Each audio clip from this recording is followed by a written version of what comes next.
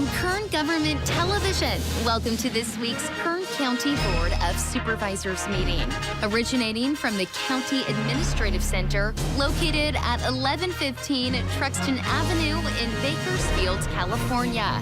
Grounded in ideas, energy, and innovation, Kern County's vision is to be a driving force for the world's fifth largest economy. And our mission is to exceed expectations of the communities we serve, changing the way they feel about government, those who manage it, and the services it provides. Today's Kern County Board of Supervisors meeting will convene momentarily.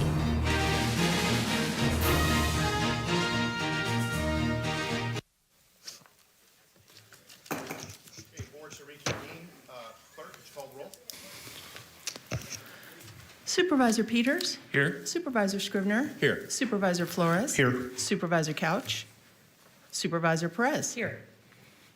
Okay, good morning and welcome to the Tuesday, March 28th, 2023, 9 a.m. meeting of the Board of Supervisors. We'll begin today's meeting with the flag salute led by Mr. Ray Scott. Following the Pledge of Allegiance, please remain standing for a moment of prayer, silence, or meditation, whatever you prefer. Salute. I pledge allegiance to the flag of the United States of America and to the republic for which it stands, one nation, under God, indivisible, with liberty and justice for all. Amen.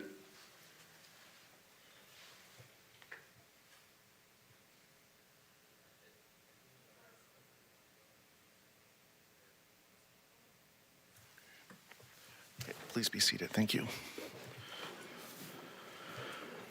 Okay, at this time, I'll call on Nick Kohler, Director of Animal Services, to introduce our Pet of the Week.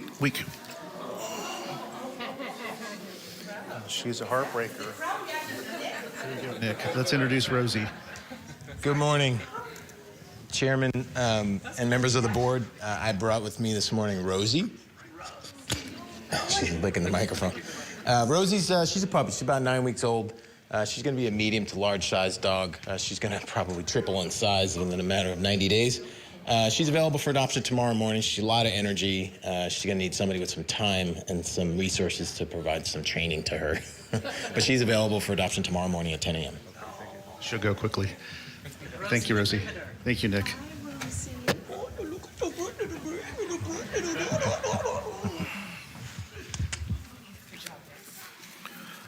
Okay, at this time, we'll begin by considering the consent agenda. Agendas are located at the back of the room for anyone wanting to follow along.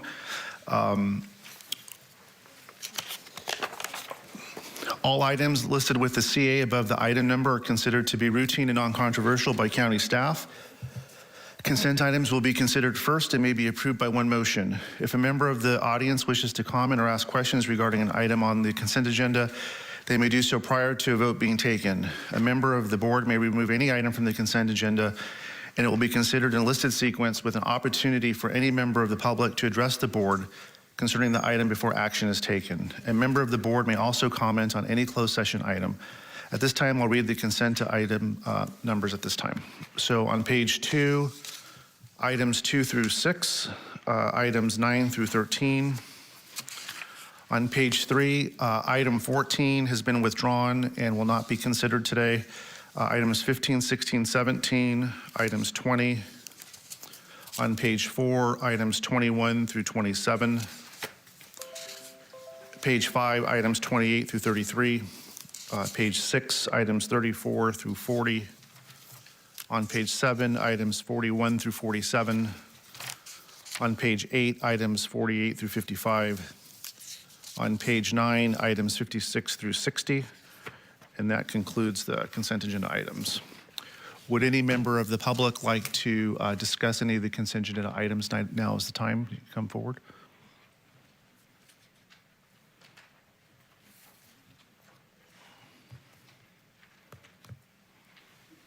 Dennis McLean. Good morning, board members. Good morning. I have some questions regarding number 26 on the consent agenda. I have some questions for the department head from a layman citizen. Can I ask those questions now? Sure. Is there any way the county can receive some assistance from the state or federal government to pay this debt? Number 2, is this a yearly bailout of the county has to address? And number 3, is there any progress made in this field to keep the taxpayers' costs down? Or is it like the homeless issue, where the problem grows every year despite millions of dollars thrown to it? Thank you for your time. Thank you. I don't know if Stacy Kuwahara is here, but would you like to come and address these questions? Thank you.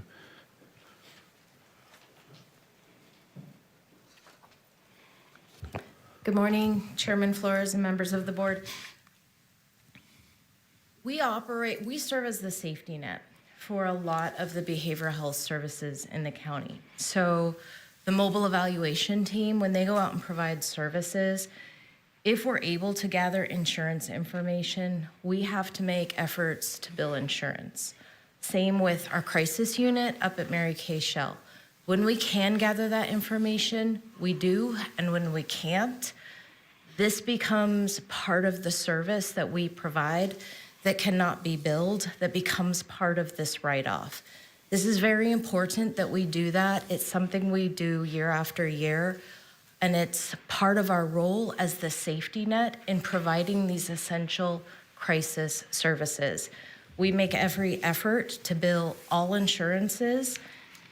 At times, the financial burden of these services exacerbates somebody's mental health conditions.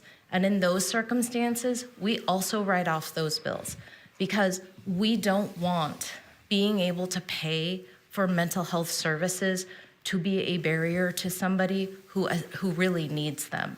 And in providing those services keeps them from escalating into further mental health decompensation. So I want to assure the board that we are operating as fiscally prudently as possible. I want to remind everybody we're not a general fund department. So this money isn't coming out of the county's general fund, but coming out of the resources that we bill and the money that we do get through the state, and available if you have any other further questions. Thank you, Stacy. Supervisor Perez. Thank you, Chairman. So this is not county money that's paying these accounts.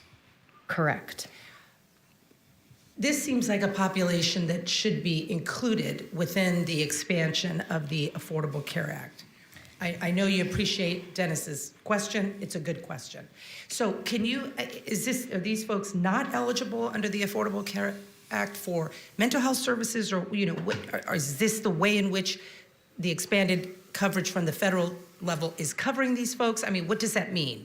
It's a little complicated, because when I have insurance information on somebody, either from a prior visit, a prior time where that was provided, or if during whatever contact we have, they're able to give it to us, then we move forward with billing insurance and covering those costs through insurance payments. But oftentimes the nature of our contacts with individuals, they are not in either a cognitive capacity, or it is just not appropriate, or we're not able to get that information. I would assume the folks at the federal level know that to be true about a certain group of people. Correct. So are these folks included, at least in theory or ostensibly, through the expansion of the Affordable Care Act? And it's sort of, are they, I'm hoping they're not left out, if you will, and In just. being eligible for? Yes, eligible. Correct, but whatever point in time, I have up to a year to bill for Medi-Cal services. And so these will be services that we've made every effort to get information, to bill, and I've exceeded my time frame to submit the billing on these services. Got it. And the reason you're here in front of the county is because we're the fiscal agent for the federal money. Correct. But this is not coming out of our general fund, not county money, just for, you can understand why that item is. Yes, absolutely. Thank you very much. Dennis, I hope that's helpful. Thank you. Thank you, Ms. Kuara. It's good to see that every effort's made to collect on those, and once we've exhausted, we've exhausted. Okay. Any member would like to pull anything from consent? If not, I'll entertain a motion. Motion on consent? Second. Okay, motion and second. Please cast your vote.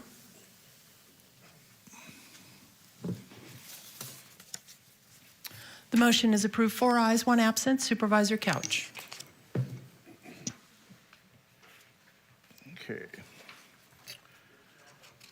At this time, let's moving to resolutions and proclamations. We have a resolution honoring Lisa Clark, District Attorney's Office, upon her retirement, and Supervisor Scribner will be making the presentation. Thank you, Mr. Chairman. I'll move approval of item number 1. Okay, I have a motion and second. Members, cast your vote. The motion is approved, 4 ayes, 1 absent. Supervisor Couch.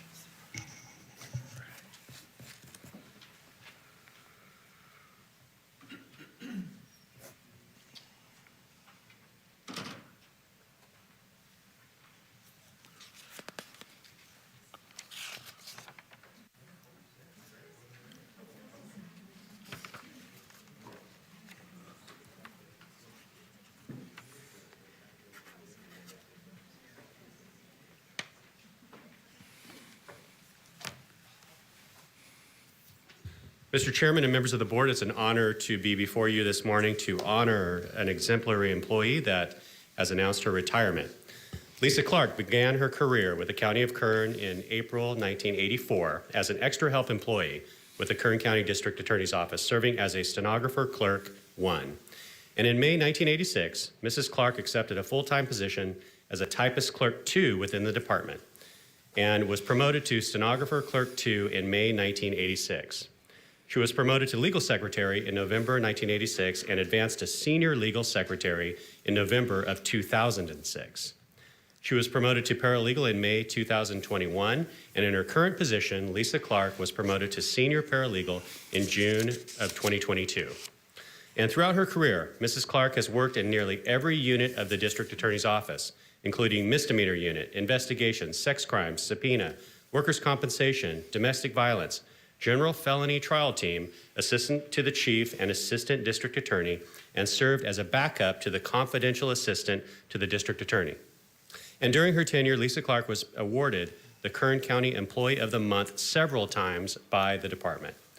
She also won the prestigious 2019 Ivy Person Award presented by the Kern County Bar Association.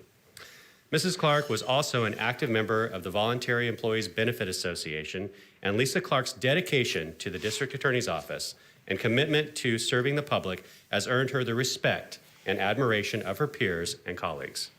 Her many contributions to the department will be greatly missed, and she is wished the best in her continued success, happiness, and good health in the years to come.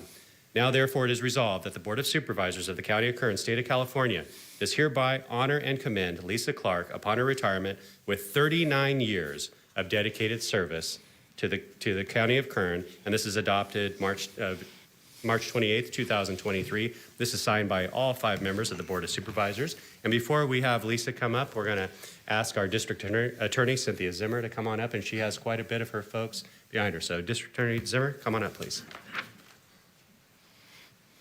Mr. Chairman, members of the board, it is such an honor to be able to stand here today with my colleagues and say a few words about Lisa Clark. Supervisor Scribner has given you her bio.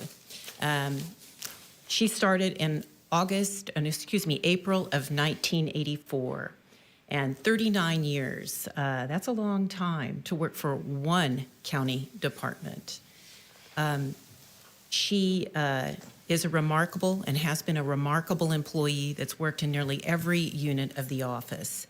She was the senior member until Friday when she leaves of our office, and then I guess that goes to me because I started about 4 months later because we have worked together our entire adult lives. I know Lisa very well. We have worked together, and I will tell you, she's the last employee in our office that knows shorthand. Wow.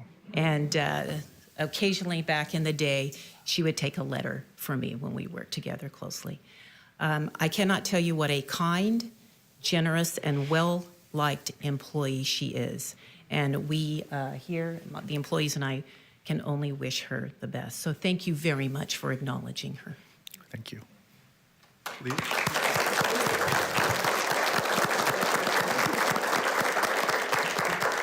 Well, Lisa, it's my honor and privilege to present this to you on behalf of the board, and we'd love to hear a few remarks from you. Come on up. Thank you very much. Thank you. Congratulations and thank you. Thank you. Well, it's been great, Cindy, working with you all these years because we go way back. So I'm so thankful today. And I always felt like it was a privilege to work at the district attorney's office. It's always been a second home, a second family. And I'm thankful I had an opportunity to assist our attorneys in doing whatever I could to help them achieve justice for crime victims. And I had many dedicated leaders and mentors who taught me well, and that's what allowed me to develop a career that I could say I'm very proud of and that I've loved so very much. And so it's a sincere feeling of gratitude I have in achieving this and receiving this recognition from Kern County at this milestone in my life. So I thank you all very much. Lisa and Cindy, do you want to get a picture with everybody? We go have a photographer.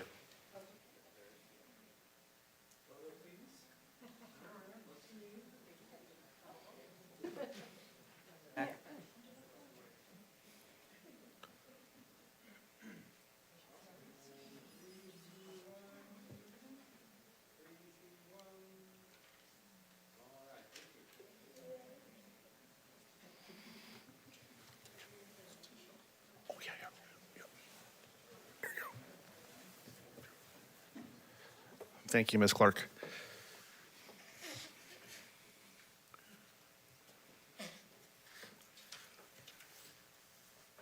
Okay, moving on to item 7. This is a proclamation to proclaim March 2023 as National Nutrition Month in Kern County, and Supervisor Perez will be making the presentation. Chairman, thank you. That is a motion on proclamation National Nutrition Month. Second. Okay, we have a motion and second. Members, cast your vote. Thank you. The motion is approved. 4 ayes, 1 absent. Supervisor Couch.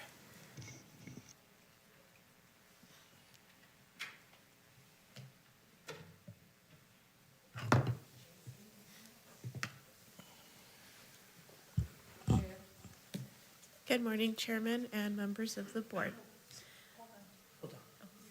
Boy, you are ambitious. I like you. I usually go first and then you'll go. If that's okay. Of course. Is that okay? Yes. Okay, I need to stand there. Sorry. You are ready to go. I like you.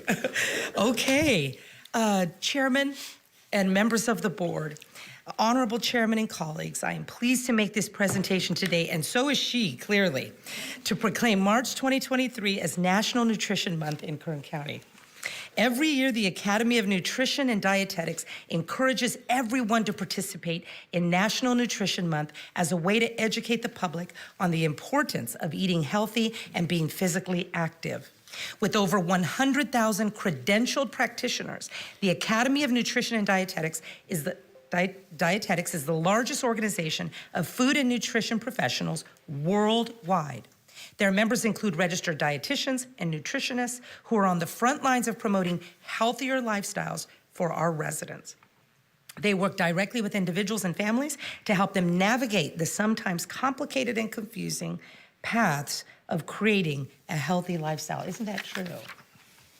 So how we think, right? I would like to thank Bernice Vasquez and all of the staff at Clinica Sierra Vista for their hard work in ensuring that our neighbors live better, healthier lives. So today, the Board of Supervisors, County of Kern, State of California, has officially proclaimed March of 2023 as National Nutrition Month in Kern County, and this recognition has been entered into the official board minutes, signed by our Honorable Chairman, Jeff Flores. And I have never, in 11 years of being on the Board of Supervisors and giving proclamations, had somebody come straight up to the dais or the podium and be ready to go. That's very impressive. And we're eager to hear from you, and clearly you're passionate about what you do. So I want to say thank you. The county thanks you. And here's an opportunity for you to share with us what you do. Thank you. The floor is yours. Good morning again, Chairman and members of the board. I thank you all for proclaiming National Nutrition Month in Kern County. My name is Bernice Vasquez, and I am a dietetic intern with Clinica Sierra Vista WIC. At the completion of my internship, I will be a registered dietitian nutritionist. This campaign is created annually by the Academy of Nutrition and Dietetics to provide nutrition education and information to the public. This campaign focuses on the importance of making informed food choices, developing sound eating habits, and regular physical activity. Fuel for the Future is the theme of this year's National Nutrition Month. Fuel for the Future promotes eating with sustainability in mind to nourish our bodies and protect the environment. Food waste and food loss heavily impact sustainability. Roughly 1/3 of the food produced is lost or wasted, which translates to a financial loss of $1 trillion every year. This campaign teaches us how to make better food choices to reduce food waste and increase access to those in need. This can be as simple as shopping locally, eating more plant-based foods, and buying seasonal produce.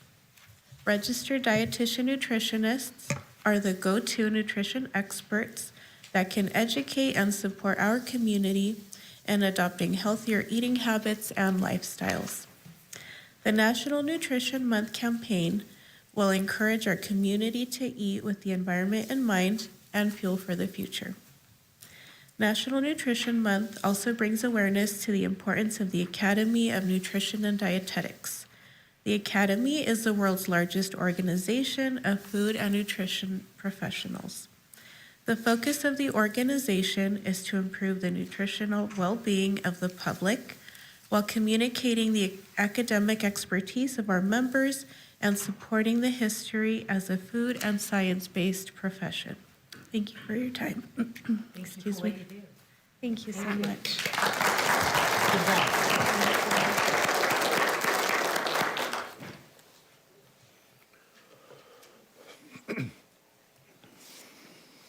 Okay, moving on to number 8. This is a proclamation to proclaim April 2023 as Child Abuse Prevention Month in Kern County, and Supervisor Peters will be making the presentation. Thank you, Chairman Flores. I will make a motion to approve item number 8. Okay, a motion? Second. Motion and second. Members cast your vote. The motion is approved. 4 ayes, 1 absent. Supervisor Couch.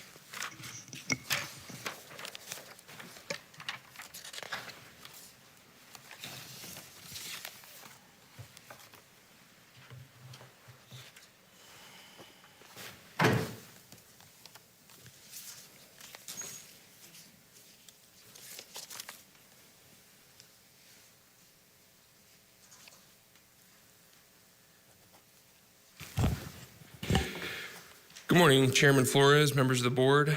I'm here this morning to share a proclamation proclaiming Child Abuse Prevention Month in Kern County for April 2023. It is horrific that this is still occurring and this is happening out in our community, but it is an unfortunate reality that we have to deal with. Fortunately, we have many outstanding departments and employees with Kern County, and many of them you can see standing here behind me that are out educating and informing and providing resources to the community to help put an end to this. And so I will step back and turn the floor over to Director of Kern County Human Services, Mr. Lito Murillo. Thank you, Supervisor Peters. Good morning, Chairman Flores, members of the board. I appreciate this proclamation proclaiming April 2023 as Child Abuse Prevention Month. I'm joined here today by a group of people that I call the dream team of partners and colleagues in our fight against child abuse. Maria Bermudez, who's Assistant Director over Child Welfare Services. Also, we have Program Directors Monica Goodell and Aaron Gillespie from Child Welfare Services. District Attorney Cynthia Zimmer, our Kern County Sheriff Donnie Youngblood, Bryn Kerrigan, Director of Public Health, Stacy Kuwahara, Amy Travis, Probation Chief T.R. Miracle, Kern County Fire Chief Aaron Duncan, Kern County Library Staff Farah Dorija, Jason LaFave from CityServe, Kern County Network Children's Staff Laura Falcon and Yadira Vargas. I'd also like to take this opportunity to thank the many social workers that we have at Human Services. They do this job. They're your frontline social workers, obviously, preventing child abuse in our community. They do a tremendous job and often don't get recognized for the courageous work that they do. Each month, Child Protective Services gets about 1,100 CPS reports. And unfortunately, that's probably underreported due to shame, lack of awareness, and overall fear. Child abuse is a complex issue and has no single answer. The challenges our social workers face every day can be truly overwhelming. This is because they're being asked to predict what comes next, all the while trying to keep the families intact. And as tragic and as horrific as child abuse is, what often gets lost in the situation is the lifelong implication it has on these kids as they become adults. So here's what we know. Children who suffer from child abuse often are at a higher rate of heart disease, obesity, diabetes, physical and chronic pain, and mobility issues as adults. Many suffer from substance abuse, anxiety, depression, PTSD, and other mental health disorders. Many struggle to form and maintain healthy relationships. Some turn to crime as a way to cope with the trauma and support, and as a way to support themselves. The cost of treating physical and psychological effects of child abuse is a huge burden on healthcare, education, law enforcement, and social service systems, but most of all, our community. Child abuse is an issue we all need to tackle collectively. We're fortunate that through your board's support, the amazing partners that I have behind me, the hardworking social workers we have back at DHS, we have a team that can continue this fight against child abuse, not only to protect our kids, but to make sure they grow up healthy and sound. And with that, I'd like to turn it over to Maria, who's going to talk about our activities for this month. Good morning, Chairman Flores and members of the board. As Lito said, we depend on the community for your support to help us combat child abuse in Kern County. And in an effort to continue to equip our community about the importance of child abuse and to strengthen families and protect children, we are offering some public virtual training opportunities for the community. One is equity and inclusion in child welfare. Another is mandated reporting and domestic violence training, as well as hosting a podcast about what happens when you call the CPS child abuse hotline. We are also doing, as we've done for years, involving the faith-based community on the last Sunday of the month, which we call Blue Sunday, where we ask the faith-based community to intercede on behalf of children and families in our community.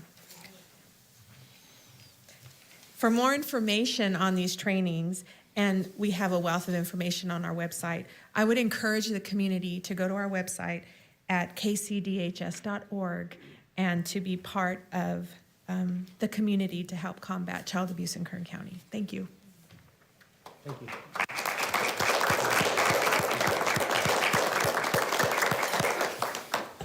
I didn't know you were bringing all the heavy hitters in the county down here today, Leo. I figured since the district attorney was, I reinforce that motion. So I just wanted to present this to you. This is proclamation by the Board of Supervisors, the County of Kern, officially proclaiming April 2023 as Child Abuse Prevention Month, and it's been signed by our Honorable Chairman, Jeff Flores, and dated today, March 28th. So thanks. Thanks for coming down. Appreciate it.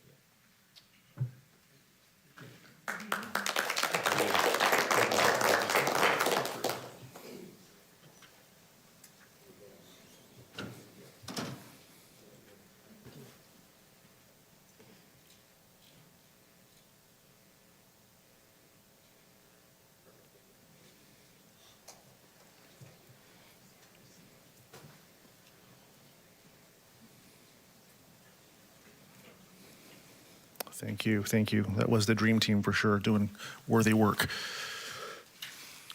Okay, this time we'll do public presentations. This portion of the meeting is reserved for persons to address the board on any matter not on the agenda but under the jurisdiction of the board. Board members may respond briefly to statements made or questions posed. They may ask a question for clarification, make a referral to staff for factual information, request staff to report back to the board at a later meeting. Also, the board may take action to direct the staff to place a matter of business on a future agenda. Speakers are limited to 2 minutes. Please state and spell your name before making your presentation. Thank you. Good morning, Ray Scott. Thank you, Chairman Flores, board, and staff. It's always a privilege and an honor to be able to talk about the great things of Kern County. This month, March 15th, TBN, Trinity Broadcasting Network, the world's largest Christian television network, published my book, My Cancer, God's Mercy, God's Testimony of Healing Me of a Stage 4 colon cancer in 1994 while praying for a 5-week-old baby. Where Kern County really fits in is what I call the second half of the miracle, the last 30 years. And I've been privileged to be the business administrator for Price Disposal for the last 22 years, working with you, working with your staff in Public Works, Solid Waste. And because of that, in 2009, we created the Arvin Green Arts Festival, which then the next year, because of Doug Landon, your director of Solid Waste at that time, said, Ray, we want to take this Kern County wide. I said, great, you pay for it, I'll run it. And he did. That went for 8 years, which then catapulted me to Keep California Beautiful, where I've been the board president for the last 10 years. Well, with that, I've created the structure for Keep America Beautiful for recognizing military bases. The first one was Camp Pendleton in 2021. This year, here home in Kern County, will be Edwards Air Force Base. And so I've already been in contact with them for 2 meetings. We're moving forward, doing the process to, once again, bring recognition to Kern County for all the efforts it does with recycling and environmental practices. Thank you. Thank you, Ray. Thank you for your testimony in your book and in all your community service. Thank you. And thank you for your service, Ray. Okay, any more members under public comments?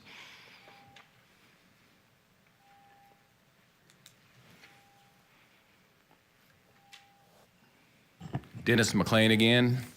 I want to thank Mrs. Perez for explaining where those funds came from, because I downloaded and printed this out and I didn't see anything in there about federal money. So I appreciate you telling me what was not printed. So, great question. Bet. Appreciate it. Good morning again, staff and supervisors.